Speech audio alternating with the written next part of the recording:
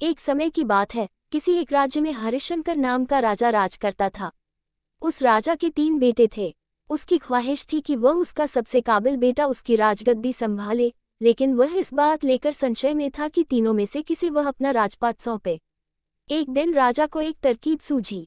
उसने उसी समय अपने तीनों बेटों को बुलाया और कहा, बेटे, आज मैं तुम सबसे एक सवाल पूछता हूँ। अगर तुम लोगों के सामने एक गुनहगार खड़ा हो तो तुम उसके साथ क्या करोगे?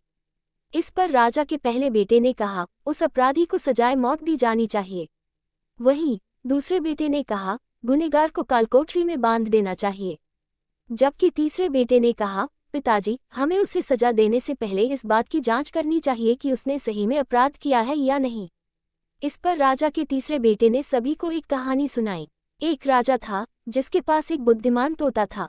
एक बार उस तोता ने महाराज से कहा, मुझे अपने माता और पिताजी के पास जाना है। राजा ने उसकी बात नहीं मानी, लेकिन तोता ने हार नहीं मानी। वह लगातार महाराज से जिद करने लगा कि मुझे माता पिता के पास जाने दें। अंत में राजा ने तोता की बात मान ली और कहा, ठीक है, तुम अपने माता पिता से मिलकर आओ, लेकिन वहां ज्यादा दिन नहीं रुकना। राजा ने तोता को केवल 5 दिन की अनुमति दी और कहा, तुम 5 दिन में अपने परिवार वालों से मिलकर लौट आना। इसके बाद तोता 5 दिन के लिए अपने माता पिता के पास चला गया।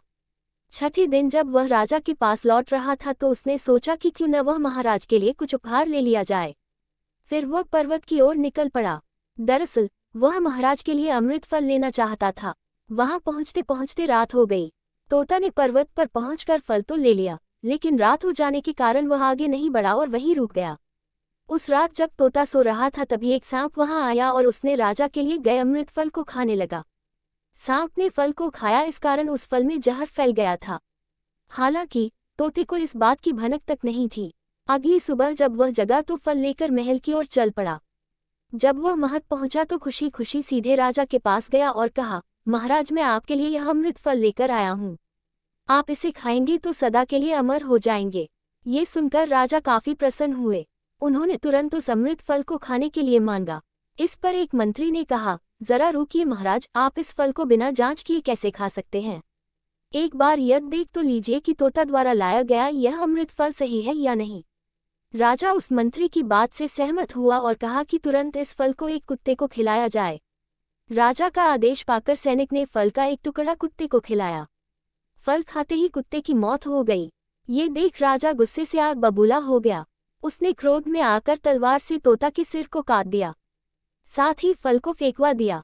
कुछ साल बाद ठीक उसी स्थान पर एक पौधा निकल आया। ये देख राजा को लगा कि यह उसी जहरीले फल का पौधा है। उसने सभी को आदेश दिया कि उस पेड़ का फल कोई नहीं खाएगा। कुछ दिन बाद एक वृद्ध व्यक्ति उस पेड़ के नीचे आराम करने के लिए रुका।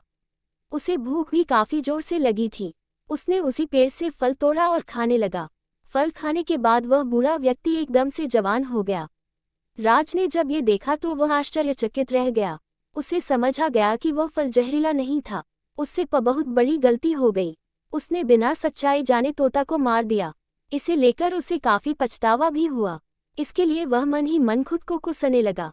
इधर तीसरे राजकुमार की कहानी खत्म होने के बाद राजा हरिशंकर ने उसे ही अपना उत्तराधिकारी नियुक्त किया। इसके बाद राज्य में जश्न मनाया गया। कहानी से सीख, इस कहानी से हमें ये सीख मिलती है कि हमें कभी भी बिना जांच